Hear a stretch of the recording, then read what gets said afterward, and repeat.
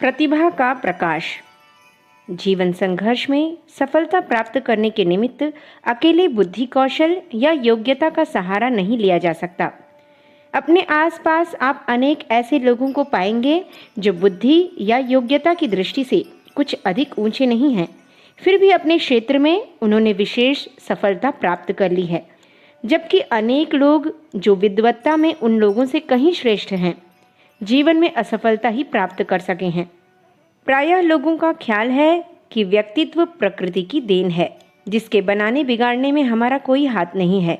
तो क्या व्यक्तित्व निरे प्रारब्ध की बात है?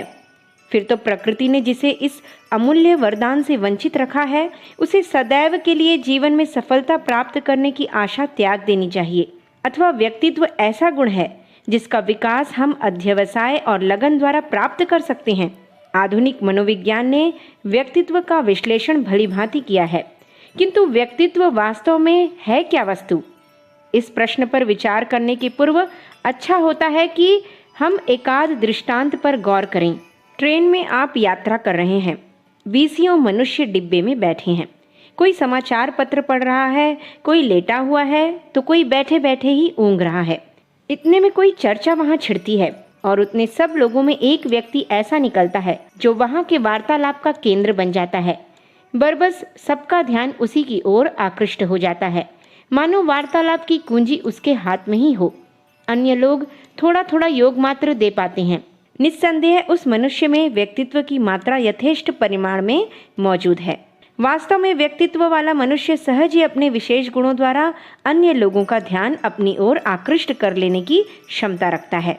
अपने व्यक्तित्व के बल पर ही वह प्रायः जिस काम को हाथ में लेता है उसे पूरा करता है।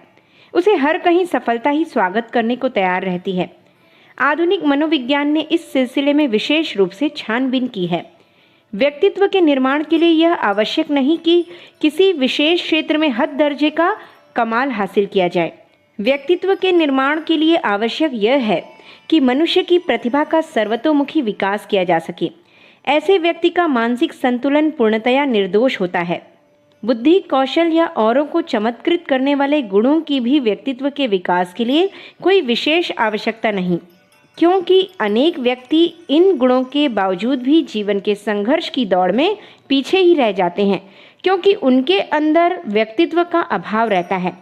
वास्तव में निर्विवाद रूप से यह प्रमाणित किया जा चुका है कि व्यक्तित्व का विकास प्रयत्न करने पर हासिल किया जा सकता है, क्योंकि अनेक छोटे छोटे किंतु महत्वपूर्ण गुणों के समष्टि रूप से परस्पर मिलने पर व्यक्तित्व का निर्माण होता है। इच्छा शक्ति का विकास, अध्ययन, एकाग्र चित्त होना, प्रबल स्मरण शक्ति, समय पालन तथा आत्मनियंत्रण इनमें मुख्य हैं। इच्छा शक्ति और एकाग्र चित्त होने का अभ्यास, ये दोनों ही गुण परस्पर घनिष्ठ सूत्र द्वारा संबद्ध हैं।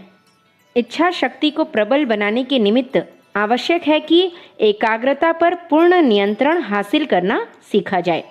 इसके लिए एक सहज तरकीब यह है कि प्रतिदिन नियमित रूप से एक निश्चित अवधि के किसी खास काम को करने लगिए। निर्दिष्ट समय पर उस काम में अवश्य लग जाइए। आपकी तबीयत उस काम को करना न चाहे तब भी बरबस उस काम में आप लगे ही रहिए। आपका मन इधर उधर सैकड़ों प्रलोभनों की ओर भागेगा, किंतु आपको तो उसे बांध कर ही रखना होगा। कुछ ही दिनों के अभ्यास के उपरांत आप पाएंगे कि आपका मन आपका सेवक है। वह आपके अंकुश के नीचे रहता है। हर्षातिरेक, क्रोध, भावावेश, आह्लाद आदि पर काबू पाना इच्छा शक्ति की प्रवणता के लक्षण हैं। इन प्रवृत्तियों पर पूर्ण रूप से विजय प्राप्त करने वाला ही अपने व्यक्तित्व को ऊंचा उठा सकता है, वरना जिंदगी के हर साधारण प्रलोभन से डिग जाने वाले व्यक्ति तो असफलता की बेड़ी ही पैरों में डाले हुए जीवन यापन करते हैं। व्यक्तित्व के विकास में स्मरण शक्ति का योग भी कम महत्वपूर्ण नहीं है। क्षीण स्मरण शक्ति वाला मनुष्य प्रायः ऐसी ही परिस्थितियों में पड़ जाता है, जबकि उसकी स्मरण शक्ति की कमी उसके व्यक्तित्व को हल्का बना देती है। सभ्य जनों के बीच वार्तालाप में अचानक वह रुककर भूली हुई बात को अपने मस्तिष्क के कानों में टटोलने लग जाता है।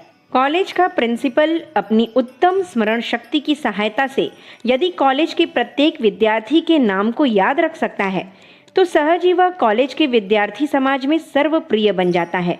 स्मरण शक्ति को सुदृढ़ बनाने के निमित्त एक आसान सा प्रयोग किया जा सकता है। रात को सोने से पहले नियम बना लीजिए कि दिन भर की घटनाओं का विस्तृत विवरण क्रमबद्ध रूप में आप लिखेंगे। एक आध महीने के उपरांत आप पाएंगे कि आपकी स्मरण शक्ति काफी प्रौढ़ हो गई है। स्मृति की सहायता के लिए दिन भर के काम के लिए प्रातः में ही एक सूची बना लीजिए और प्रयत्न कीजिए कि सूची के सभी कामों को आप दिन में पूरा कर सकें। व्यक्तित्व के विकास में आत्मनियंत्रण को भी महत्वपूर्ण स्थान प्राप्त है।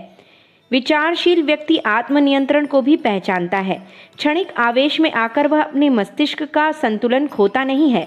हर्ष या शोक के ज्वार भाटे उसकी जीवन नौका को न बहुत ऊंचा फेंक सकते हैं, न उसे नीचे ही गिरा पाते हैं। आत्मनियंत्रण की सहायता से वह अपने अंदर संभाव का सृजन कर लेता है।